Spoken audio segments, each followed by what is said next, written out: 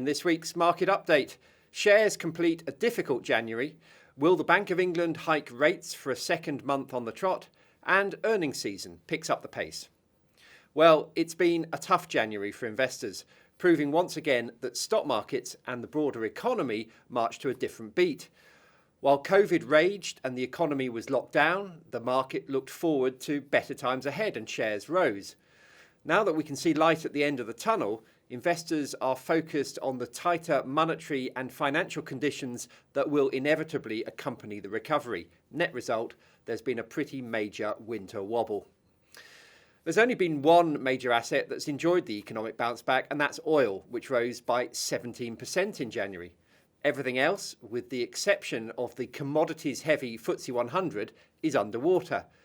The UK benchmark scraped a 1% rise thanks to its oil and gas and financials exposures.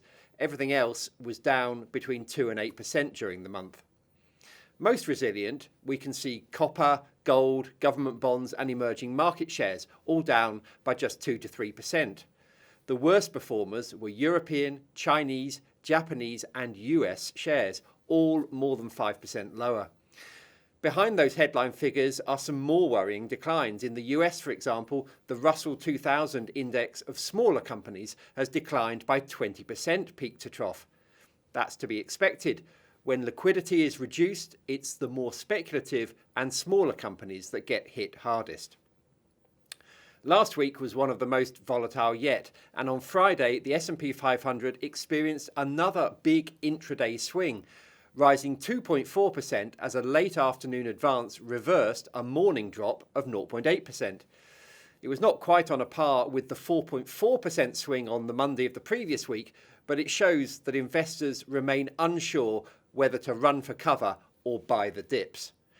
Overall, the US benchmark was just in positive territory for the week as a whole, as was the tech Nasdaq index, which added 3% on Friday.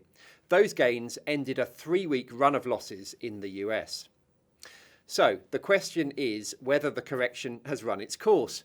That's hard to say. First of all, while financial conditions have certainly tightened, they remain loose by historic standards. We're only just getting going with the monetary tightening cycle, so on that front, it would be premature to call the all clear. When it comes to technical factors, the market certainly does feel a bit oversold. The percentage of shares still above their 50-day moving average is lower than at any point since March 2020. And on the valuation front, there's certainly been a major retrenchment. US shares were valued at nearly 24 times earnings a year ago. Today, it's just 19. That makes sense. The Fed's zero interest rate policy and quantitative easing program during the pandemic probably kept bond yields a percentage point lower than they otherwise should have been, and that translated into shares being valued at perhaps 6 points higher than they should have been on a price to earnings basis. Now, shedding 5 of those 6 points as we have suggests the worst of the correction may be done with for now. Although the last month has felt like a volatile time in the markets, and many people will be wincing as they look at their pension pots and other stock market investments, the market has actually done exactly what you would expect against the current backdrop of imminently rising interest rates. Interestingly, the market behaviour at the moment is quite different from how things were at previous big market tops like the dot-com bubble. Then markets carried on rising through a rate tightening cycle. This time, the correction has happened in advance. So we shouldn't look to previous market tops for a template this time round.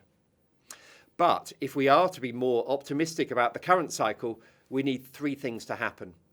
First, we need earnings to keep being delivered. At the moment, it looks like company profits are going to rise by about 8% this year. That's down about 1 percentage point from expectations a month ago, but it's still hanging in there.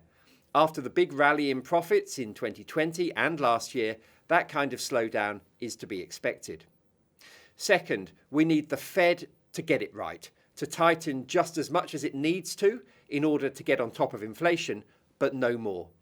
If it can do that, then we should view the January correction as just that, a pause for breath in the middle of an ongoing bull market. Investors are rightly nervous, and it's quite possible that 2022 turns out to be an uninspiring year in the markets, but it's too soon to really batten down the hatches. Third, we probably need to see a sensible end to the sabre rattling in Ukraine. It's by no means clear what the West's reaction would be to an invasion by Russia, or indeed what the market reaction would be, given that the West is not under any obligation to step in to defend a non-NATO ally. But military action would certainly not be a positive for markets. Now, back to earnings. This week sees a torrent of high-profile results releases, with a focus on technology, oil, and pharmaceuticals. In particular, given the focus on previously high-flying tech stocks, the spotlight will shine on Amazon, Google owner Alphabet, and Facebook owner Meta. Spotify, in the news for the wrong reasons this week, will also be reporting. On the oil front, ExxonMobil, ConocoPhillips, and Shell are due to announce results, which will be buoyed by the stellar performance of the oil price in recent months. An interesting side effect of the relative performances of tech and energy stocks is the impact on ESG-focused funds. Many sustainable funds have been overweight technology and so have benefited from being in the right place at the right time. Now, some have drawn conclusions about the relative attractions of companies with a focus on environmental, social, and governance factors that may not actually be correct. Only time will tell on that front. There's also a busy slate of economic news this week. Top of the list will be Friday's jobs report in America, where hiring is expected to have slowed in January as Omicron hit the leisure and hospitality sectors. There's inflation data in Italy, Germany, and France, house price numbers here in the UK, purchasing managers index announcements across Europe and in Japan and the US, and in Europe and the UK, interest rate decisions. The UK raised rates last month, so a second hike this month would be a clear statement of intent from the Bank of England about its determination to get on top of inflation. Most recently 5.4% and expected to head higher into the spring as energy price rises flow through. As well as an expected rise to 0.5% for the UK base rate, investors will be watching closely to see if that starts an unwinding of the central bank's holdings of government debt. It said last summer that interest rates of 0.5% would be the trigger. In Europe, the ECB is expected to hold fire on interest rates despite a surge in inflation. The Eurozone economy remains further behind in its recovery, having only just regained pre-pandemic activity levels. The jury remains out on how persistent inflation will be once year-on-year comparisons start to ease in the summer.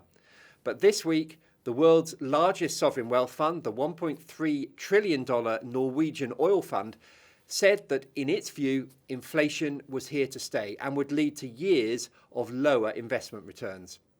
Now, the mandate of Norway's wealth fund runs only to shares, bonds, and real estate, so it's particularly exposed to rising rates, with fewer options to mitigate the impact of rising prices through other alternative investments.